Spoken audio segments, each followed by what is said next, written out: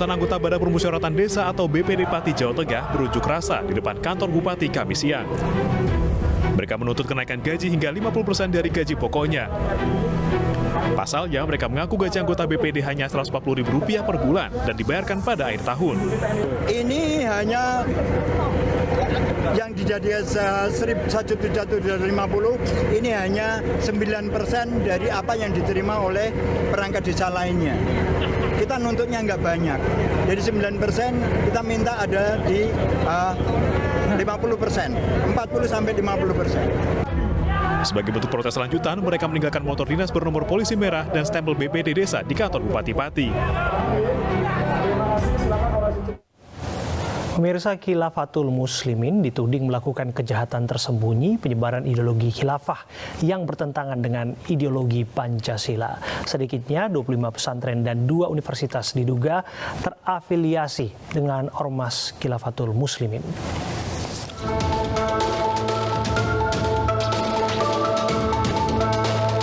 Kami semua sepakat bahwa siapapun yang melakukan pelanggaran hukum, ormas manapun yang melakukan pelanggaran hukum, apalagi pelanggaran hukum yang dilakukan adalah termasuk dalam kategori kejahatan yang melawan ideologi negara, kami akan bersungguh-sungguh untuk menyelesaikannya. Pernyataan lantang Kapolda Metro Jaya Irjen Polisi Fadil Imran menegaskan komitmen aparat kepolisian untuk mengusut tuntas dugaan pelanggaran Ormas Khilafatul Muslimin. Khilafatul Muslimin dituding melakukan kejahatan tersembunyi penyebaran ideologi khilafah yang bertentangan dengan ideologi Pancasila. Mereka melakukan propaganda untuk mengajak masyarakat lain mengikuti faham mereka.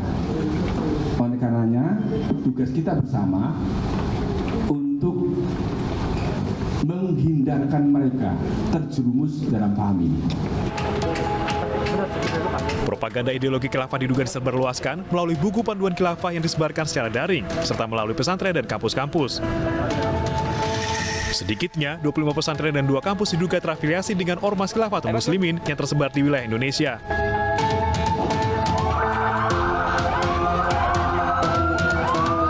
Polisi telah menangkap 6 petinggi Khilafatul Muslimin. Satu di antaranya, pendiri sekaligus pemimpin tertinggi Ormas Abdul Qadir Hasan di Bandar Lampung pekan lalu. Saat penangkapan, polisi menyita uang Rp2,5 miliar. Sementara itu, PPATK membukukan 21 rekening milik Khilafatul Muslimin. Penangkapan berawal saat sejumlah anggota Khilafatul Muslimin menggelar konvoi di Cawang, Jakarta beberapa waktu lalu. Konvoi turut membawa serta anak-anak dengan pakaian bernuansa hijau dan videonya viral di media sosial.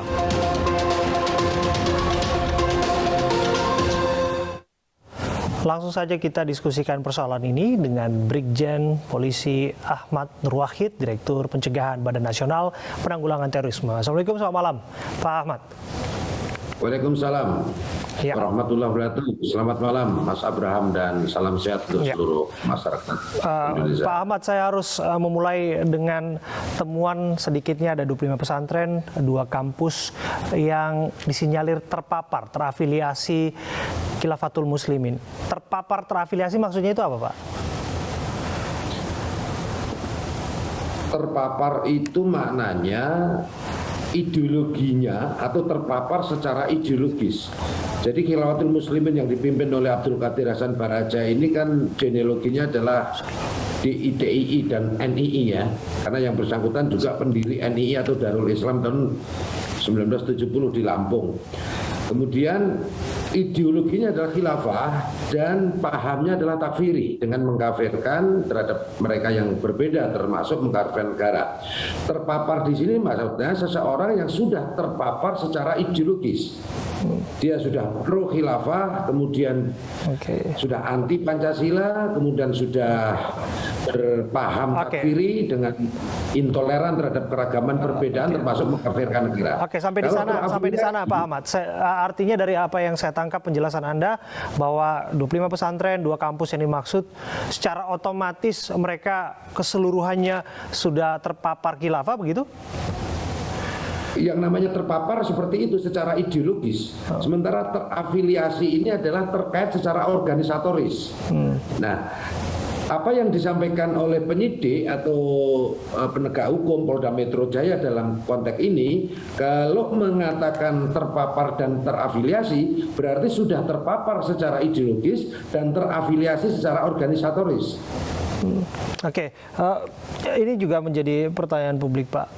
Bagaimana cara mereka menularkan ataupun dalam tanda kutip mentransmisikan ideologi khilafah tersebut sampai pada akhirnya dalam bayangan saya, dalam sekolah-sekolah, di kampus-kampus itu orang-orang yang ada di situ sampai seluruhnya terpapar?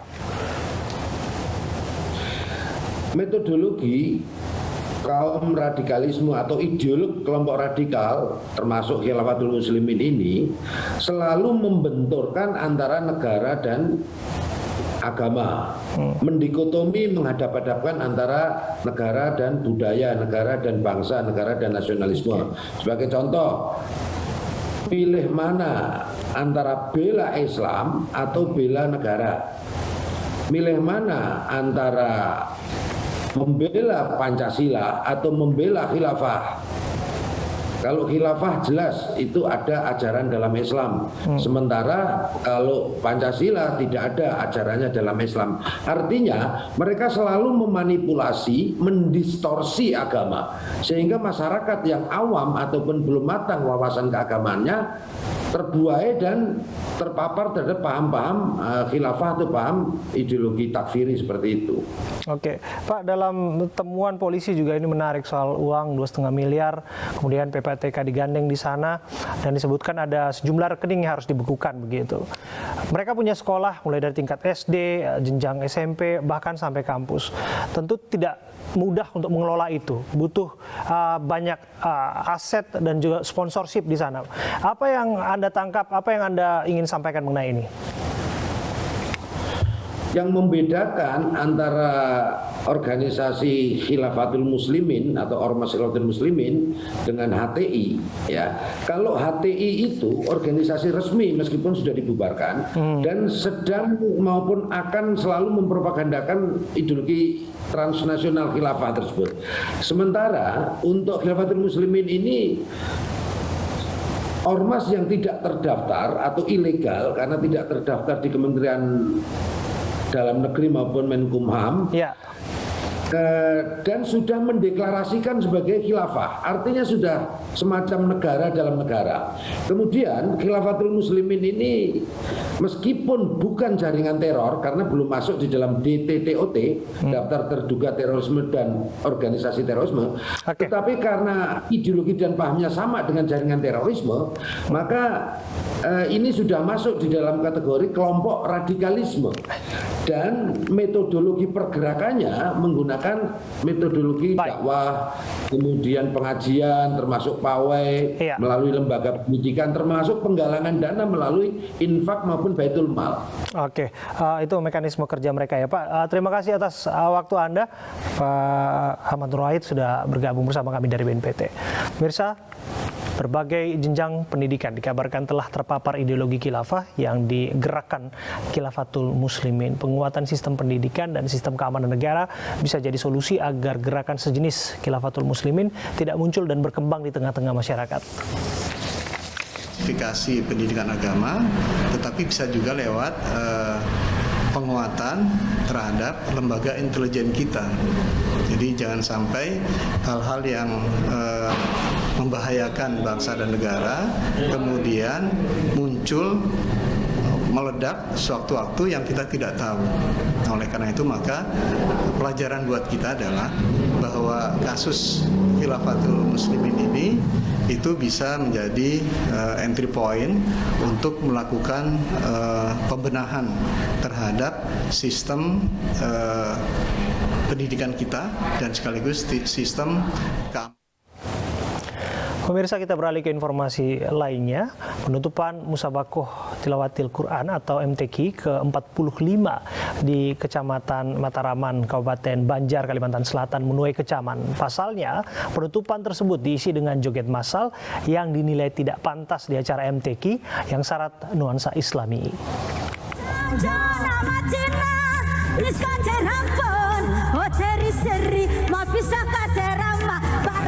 Aksi joget diiringi house music usai acara penutupan Musabaqah Tilawatil Quran ke-45 di Kecamatan Mataraman, Kabupaten Banjar, Kalimantan Selatan viral di media sosial. Kontan saja aksi ini mendapat kecaman dari masyarakat karena tidak menghormati nilai-nilai Islami dalam MTQ. Camat Mataraman selaku Ketua Panitia MTQ Agus Hidayat mengatakan, aksi joget-joget setelah acara penutupan MTQ itu di luar kontrolnya. Sebelumnya, usai pembagian hadiah, mereka menyanyikan lagu-lagu religi.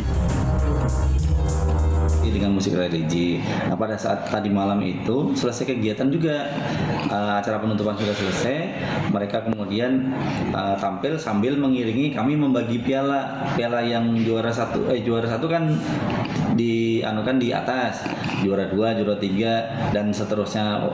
Untuk harapan kan yang membagi kami panitia. Nah, jadi istilahnya sambil membagi itu ada iringan lagu. Ternyata setelah beberapa lagu religi, kemudian ada timbul lagu yang ada di video itu. Jadi tokoh masyarakat setempat menilai joget dibarengi dengan house music ini telah merusak marwah Kabupaten Banjar yang memiliki gelar kota serambi Mekah. Kegiatan penutupan MTQ ke-45 tingkat Kabupaten Banjar ini ditutup secara resmi oleh Wakil Bupati Banjar, Said Idrus Al-Habsyi.